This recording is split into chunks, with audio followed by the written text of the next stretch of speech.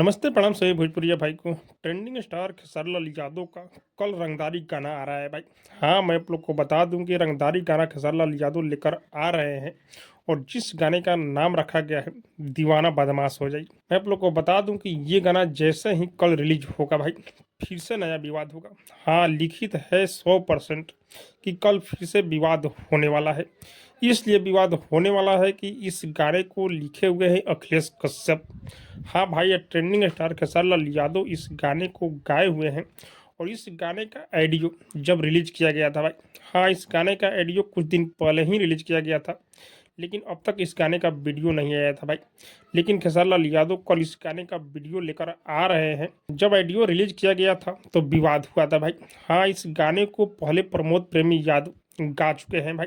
हाँ, जिस समय ऑडियो छोड़ा गया था पहले प्रमोद प्रेमी यादव का ऑडियो छूटा था, उसके बाद खेसारी लाल यादव ऑडियो छोड़े थे भाई। लेकिन अभी कंट्रोवर्सी चल रहा है, सभी लोग को पता है कि अखिलेश कश्यप और प्रमोद प्रेमी में दोनों लोग में विवाद चल रहा है।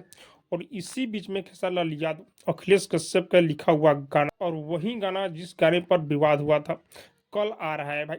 हाँ, टीजर आ चुका है और कल ये गाना आ रहा है, रंगदारी गाना है और इस गाने को लेकर फिर से विवाद कल शुरू होगा।